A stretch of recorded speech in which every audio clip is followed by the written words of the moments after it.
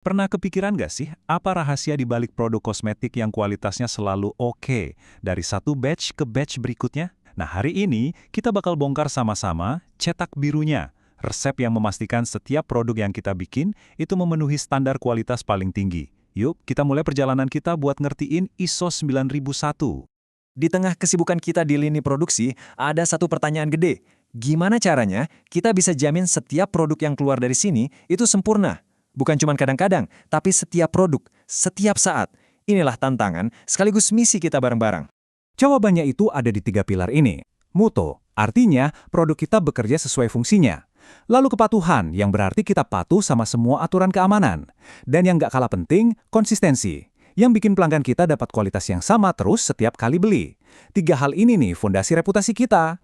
Buat ngejaga tiga pilar tadi, kita tuh nggak bisa cuma ngandelin keberuntungan. Jelas nggak bisa. Kita butuh sistem yang rapi dan terstruktur. Oke, sekarang mari kita bedah kenapa sistem ini jadi tulang punggung dari semua yang kita kerjakan di sini. Sekarang, coba deh kita jujur sama diri sendiri. Apa sih resiko paling besar yang kita hadapi setiap hari di lantai produksi? Hal apa yang kalau sampai kejadian bisa ngerusak semua kerja keras kita dalam sekejap? Risiko ini nyata banget loh. Ada kontaminasi silang yang bisa bikin alergi, salah tempel label yang bikin pelanggan bingung, formula yang gagal dan bahan baku jadi kebuang sia-sia, atau bahan dasar yang ternyata kualitasnya di bawah standar. Ini semua adalah musuh yang harus kita hadapi setiap hari. Terus, gimana cara kita ngelawan semua risiko ini secara sistematis? Nah, jawabannya itu bukan sekedar tumpukan aturan, tapi sebuah cetak biru, sebuah panduan yang dipakai di seluruh dunia buat mencapai kualitas terbaik. Dan inilah dia, ISO 9001. Coba deh, anggap ini sebagai resep global untuk sukses. Ini bukan aturan yang bikin kita jadi kaku, tapi justru alat yang bantu kita mencegah masalah sebelum kejadian dan mastiin setiap langkah produksi kita itu pas. Proses ISO 9001 ini sebenarnya bisa disederhanain jadi 4 langkah simpel. Pertama, kita siapin sistemnya. Kedua, kita jalanin proses produksinya. Ketiga, kita evaluasi hasilnya. Dan yang paling penting, keempat, kita terus cari cara buat jadi lebih baik lagi. Ini siklus yang nggak pernah berhenti. Oke, mari kita mulai dari langkah pertama, membangun fondasi. Ini sama persis kayak bangun rumah ya kan? Kalau dasarnya nggak kokoh, ya semuanya bisa runtuh. Ini tahap perencanaan sebelum kita mulai produksi. Fondasi ini dimulai dari kita paham siapa aja sih yang terlibat. Ada pelanggan dengan semua harapannya, ada pemerintah dengan aturannya, dan tentu aja ada kita semua sebagai satu tim. Kalau kita paham konteks ini, kita bisa nentuin arah yang benar dari awal. Dan yang paling penting, kualitas itu tanggung jawab semua orang. Tapi komandonya harus dari atas. Komitmen dari pimpinan itu kayak kunci yang membuka pintu budaya mutu buat seluruh tim. Tanpa arahan yang jelas, kita nggak akan jalan ke arah yang sama. Selanjutnya, kita butuh target. Apa gunanya punya sistem canggih kalau kita nggak tahu mau mencapai apa? Jadi, kita harus punya tujuan yang jelas dan bisa diukur. Soalnya, kita kan nggak bisa memperbaiki sesuatu yang nggak bisa kita ukur. Target pertama kita jelas banget dan ambisius, 0% produk gagal. Artinya, setiap produk yang keluar dari pabrik ini adalah produk terbaik kita. Titik, nggak ada cacat sedikit pun. Inilah standar kesempurnaan yang kita kejar sama-sama. Target kedua nggak kalah penting, 100% pengiriman tepat waktu. Kenapa? Karena di mata pelanggan, produk berkualitas yang datangnya telat itu sama aja kayak janji yang diingkari.